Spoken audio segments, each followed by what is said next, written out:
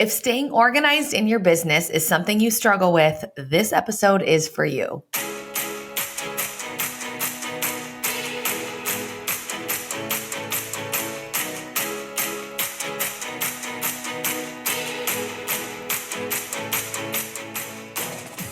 Hello, sunshine, and welcome back to the Gold Biz Podcast with me, your host, Rachel Traxler. Listen, I'm not trying to fool anyone into thinking that I'm an organized and a have my life together type of person. Just ask Trent. I am not.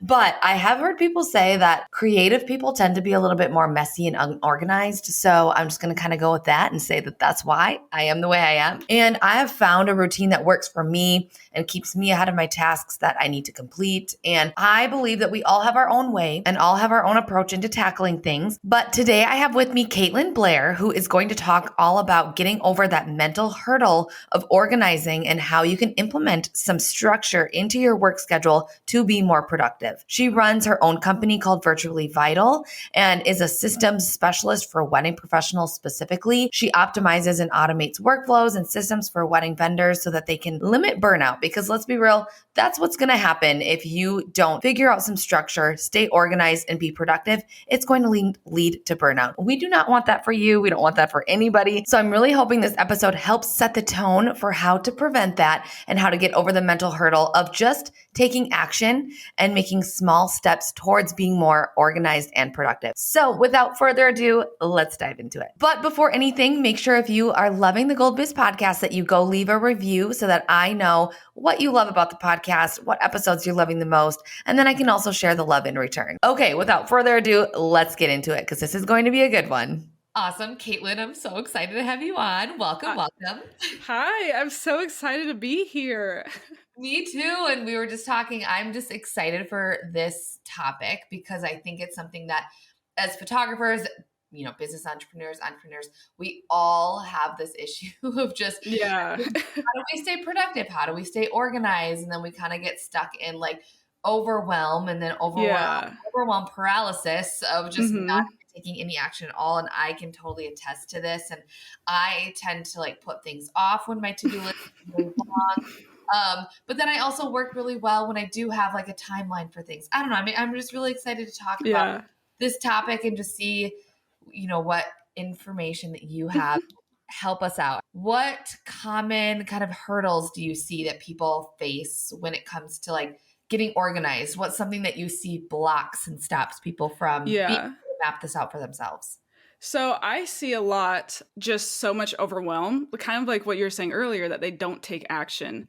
And so something that I like to do is I like to take things small and in small chunks. Have you read the book Atomic Habits by James Clear? Yeah. Yes. So he habit stacking thing. Yeah. So he talks about the 2-minute rule. And so something that I like to do. And, another thing that I see is like you are procrastinating so much, you're so much overwhelmed that when you finally get that time and energy, you just do it all in one sitting. And that can lead to more burnout down the line. So the 2-minute rule is something super helpful to make sure that you're kind of tricking your brain into being comfortable in that tool or whatever that you're using. So what you do is you set a timer for 2 minutes. You only do that task for 2 minutes. And then as soon as that's done, you walk away. That's something that I would highly recommend. But you don't do it for 2 minutes, forever. You then do it for 5 minutes and then 10 minutes and then so on. So that's something that I would recommend for people if you are feeling this overwhelm and you're not starting. Just take it slow. The goal isn't to do it all at once. You're going to do it slow and in small and steady. So say, I'm just going to use some examples as a photographer's sake. Okay. So if you're a photographer, you have to create maybe your engagement session guide. You've been putting it off. You want to update your engagement session guide, but then you also have emails to respond to, but then you also know that you want to fix and update your website and all that stuff. Are you saying that you're taking each of those tasks and setting a timer and only doing those for 2 minutes? For like a week. Yes. Just to make sure that you're starting. Just because starting is better than anything. You're not going to really get anywhere the first 2 weeks, but you're just going to start. And then you're going to do 5 minutes and then 10 minutes. That's just something that I would recommend when you're starting, just to be comfortable. You were talking about, Kaitlyn, as if you just go balls to the wall right away and fix like lead to burnout. So then do you suggest people stay really kind of strict with that as they're first starting? Because what I'm thinking in my mind, I'm like, well, if I'm going to get started on it 2 minutes, like what if I'm getting like motivated and I just want to just power through and just do it? Yeah. You know what I So mean? You challenge. something that James Clear says, he kind of goes over that. And he says, even if you're feeling that motivation, don't just stop at 2 minutes and then up it to 5. I know that, at least for me, I found that when I'm like feeling this motivation, the next day or whatever, when I try to do it again, I'm like, oh, well, the motivation's gone. So just keeping that motivation is really helpful to make sure that you're starting. Yeah. Yeah. And it might even give more motivation to be like, okay, now I'm really excited to start to pick up back up on Yeah, the next exactly. day or whatever. It might give you more motivation to keep continuing on with it. Yeah, Yeah. exactly. That's exactly it. Yeah. Instead of viewing it as a daunting, dreaded task. Yeah. Yeah, for sure. Interesting. That's a cool something that, if people haven't tried, maybe it's something good for people to try, see how that goes for you. Just to, at least, like you said, just to get started, not like Yeah. always, but just to get started, to actually start the task. Because I don't know Mhm. about you, but I've got a long list of things that I need to start that I I just need to know. stop. You know what I mean? I think we I all know, do. yeah. And so that's a good way to just get started with it. Just tap into it. Because then it also will give you the scope of how much time is this going to actually take me? How much Yeah. energy is this actually going to require of me? Yeah. And then it can help you mentally know where you're going to need to be at moving forward to get it done. So, Mhm. yeah. Yeah. And this is another thing too that kind of leads into my motto is always done is better than perfect. That is always Yeah, exactly. what I Yeah. say. Yeah. So what do you tell to people who are maybe more perfectionists, and how do you escape from that perfectionism to kind of get into not, kind of a routine, but just to kind of get started to implement like new systems and all that stuff. Yeah. People who are like, this needs to be perfect before I get Yeah. started. How do you help people have like more of that growth mindset to navigate? Yeah. So I actually have a client right now who's kind of like that. Like she wants to create all these YouTube videos and everything, but she's like, oh, well, I messed up here and I'm not going to post it. I can't post it until, yeah. So I think kind of what you're saying, done is better than perfect. Nothing is going to be perfect. You just have to practice letting it go. And if you are striving for that perfection, you're not really going to get anywhere because you're going to be using your time and energy making sure that one thing's perfect as opposed to, getting that done and then moving on to other things. It's going to lead to more burnout. That's what I've seen. So just practice letting it go. It's going to be hard at first. It was really hard for my client to just know that, oh, there's a YouTube video where I made a mistake. But you are paying way more attention to it than anyone else. I can promise that. Yes. And I luckily was not, I've never been a perfectionist. I've always kind of Yeah. been with just like not being a perfectionist, probably because I just never, whatever. But if you think about it, like people don't want perfect. People don't want to Yeah, see exactly. because like that also makes people feel maybe not the best. Yeah, it's not authentic. Yeah. And I don't know. I like to, if I am taking the time to consume things and, allow what I'm able to see through my social media feed, what I'm allowing in for myself, I don't want to see perfect because that's Yeah. what it's going to do to me is be like, oh, well, mine's stuff. I'm not good enough. Like, I'm not, Yeah. like, I'm not good enough too. So like perfectionism, like it almost makes other people feel like it just, I don't know. People don't like to consume perfect is what I Yeah. think, my opinion. I think that just kind of lets those walls down a little bit, Yeah. knowing that it doesn't have to be. And I'm totally speaking for myself too, because yeah, there's a lot of things that I want to do. And I'm like, just do it. And Yeah. the more you do it, the better you get at it. You're not going to get to a point where you're perfect, but you're just going to get better at it. So just kind of stick Yeah. with it. And So, it's so much easier said than done. I do know, yeah. like, Yeah. especially for perfectionists, like, Yeah. it's so hard for them. So I see you. Just try it once. Just try once. Use your energy somewhere else. But yeah, I know, right? Put that energy other places. So even talking to like just staying organized, what are some ways that maybe like photographers, business entrepreneurs, whatever, can automate their business in a way that they can kind of stay organized? That's going to allow them like more time in their schedule so that they can do these other things. What are some ways that you like to kind of do that? Yeah, so it depends on the tool and the project and the goal, but I really like to use the in-house automation tools that are already set. So for example, emails, using filters if my goal is to get to inbox zero and that's what's overwhelming for me, do the 2-minute rule and everything. Yeah. And then set up filters. So for example, like my email hello@virtuallyvital.co, all of those emails are automatically being sent to a label, and then I don't have to go back through and click like, oh, label this as this person or whatever. Like it's automatically doing that for me and it's saving my time and energy. Or for my project management, there's a lots of in-house automation tools there. So if there's something that's repeating, you can set those to repeat every week or every day.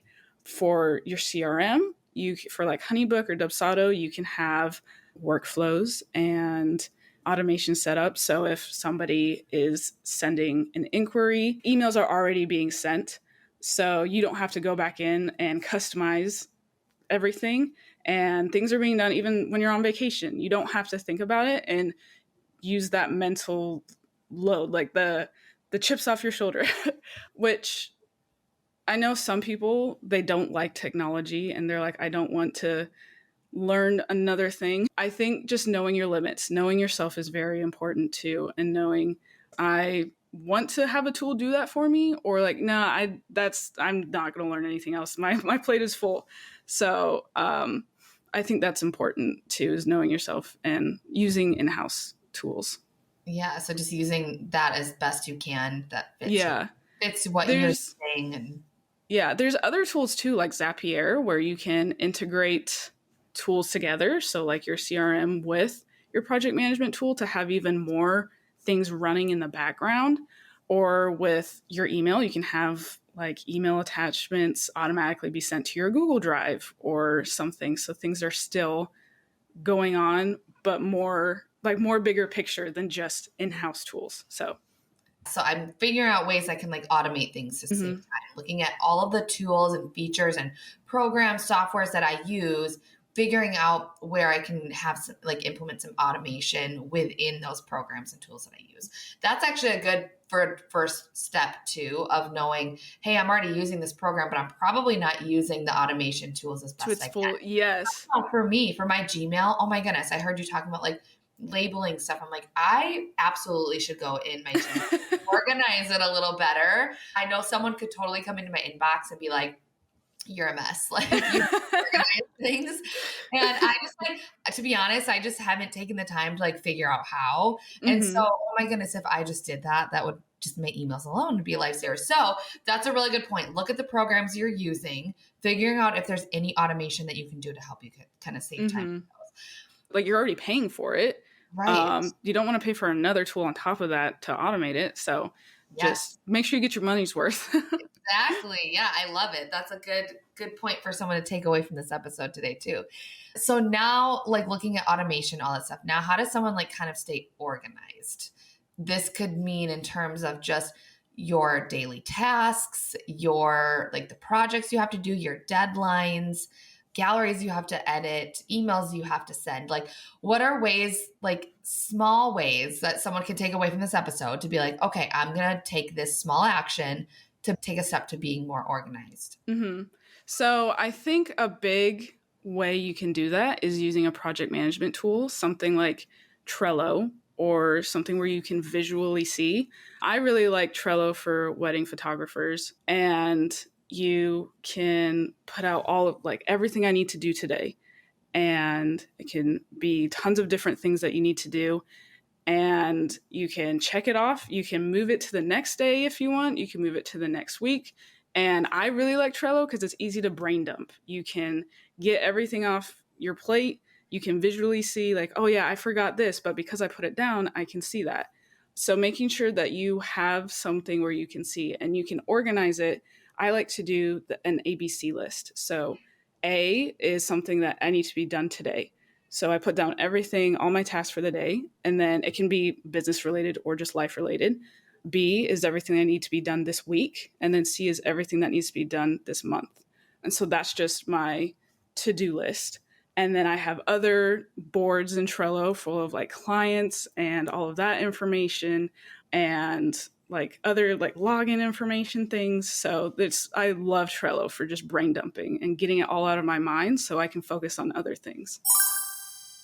I'm interrupting my own episode to give you a quick glimpse into my signature coaching program created for established photographers wanting to double to quadruple their prices, book their highest package, and bring in inquiries consistently. This is my high-level container of go-to photographers who are making huge waves in the industry. And the biggest difference in this program is that we get a full 12 months together for deep dive transformation, weekly coaching call support, 4 coaches in the program to deep dive into specific topics, and a content retreat all included in one program. And I always say, if you can book one extra wedding from your year in the program together, you're going to see your ROI. And it's just the weekly norm wins for my students. So I'm fully confident that you're going to be able to do that and way, way more. And this is an application, phone call, and acceptance process only type of program. So if you are curious if this is the right next steps for you to just blow up your business this year, you can fill out the application at racheltraxler.com/apply or get the link in the show notes.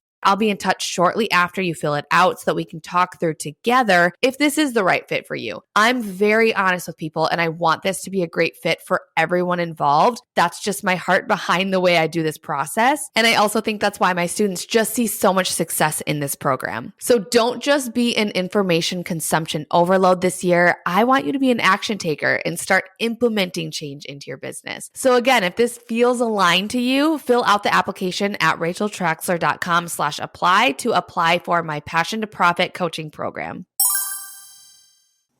Yeah, I love it. And I use Asana and it's exactly the same exact thing. And I love it. It's like, I even have a brain dump board. Like, bless my team for like, just see, cause like my brain is, we all have our own way of like systemizing and thinking and processing through everything. For me, I need a place to just brain dump at any time of day. Anytime it comes to me, I pull up my phone, I open up Asana and I put it in my brain dump section. But also what's cool about it too, like you said, you can have little sections and little boards and be like, this is what needs to get done today. These are the 3 big things. I like to call it the big 3 rule of these are the 3 big things that need to get done today. No matter what, I'm going to walk away feeling like today was super productive, separate from my to-do list for me personally, only because I feel like my to-do list, it's just never ending. There's always I know everybody's so different. It's so cool like working with each individual person. Yeah. I know. Yeah. It's so, and that's the thing too, is like figuring out what works for you. What works for you. It's so different and everyone does process things differently. What makes sense for me might not visually or even just interact with you at all. And so, it's just figuring that out. But Asana, Trello, any of those project management tools, I think is a really, helps me tremendously. You can use those like the automation tools inside of those project management. So that way, like you can create a checklist. And then once the checklist is complete, it'll automatically be sent to like the next week or whatever you have. So you don't have to think about it. You can have those tools to help you stay on top of those tasks for you. So project management tools are lifesavers. Yeah, for sure. They really are. They're really life changers too. What advice would you give to someone like trying to stay organized? Like what baby steps can we take to like, say you're just stuck in overwhelm, like such overwhelm that you can't even take any action because you just don't even know where to start? Yeah, I would say, again, the 2-minute rule is very important to just start. And if you don't even have a starting place, just go through what you do in a day. Just go through, okay, well, I tend to, in the morning, I go through my emails. I need to respond to people. You can have that in your A list of things I need to do today. You just go through everything that you do and put it down so that way you can visually see, okay, this is what I do. And then you can kind of see, oh, well, I can automate this. I don't have to send an email when somebody fills out my form on my website. My CRM can do that. Or like, hey, this is something I can outsource to a virtual assistant. So you'll kind of see like, okay, this is things that I can optimize my time. And then do you just suggest like taking those programs that you use and just figuring out how you can like, automate those? Do you just like kind of Google like, or like, how can I automate these? It would depend on the system, but I would recommend YouTube is a great way, especially like step-by-step tutorials. I would recommend actually going to the tools YouTube because most do. So like Trello, if you're looking for something, look at their YouTube and what they have. They'll have lots of great resources, or Gmail. Google has a great YouTube channel. You can go look up how to create email filters, or Trello for wedding photographers, or something like that. So it gives you something to work with. I really like step-by-step tutorials. That way you can follow along and it's not just like talking. Okay, what do I do? you know? Yes, perfect. Yeah, that's a really good place to start. Highly suggest that anyone listening go do that too. I'm probably going to do that myself because there's so many features that I'm not utilizing. I know just in HoneyBook alone, like it's I just know, like one HoneyBook. program, like, one Yeah. program. So definitely that's a good pointer to just go look at your programs and see where you can kind of optimize that a little bit, Mm-hmm. especially for automation and organization. So that is Yeah. awesome. Kaitlyn, what's kind of like one final piece of advice that you want to leave us with? I would say know yourself, know how you work, and learn about yourself. If you don't know yourself, use this as an opportunity to learn. Everybody's going to have different advice, everybody's going to work differently. But if you learn about yourself and know yourself, then you'll know how best you work and how you can organize your time the best. Yes, like you were saying, everybody works so differently. So it's Yeah. what works for me is not going to work for you, vice Yeah. versa. And so, yeah, that's really, really good point too. And I also love to end my episodes just by asking you, like, what's currently bringing you joy? So, Oh, I love that. what's currently bringing you joy? I would say I've been really into crocheting recently. Yeah, oh my gosh, I yes. Yeah, I recently made like a little penguin, so I love that. I That I is, made one yesterday, so did you just like find a pattern on like Etsy or something?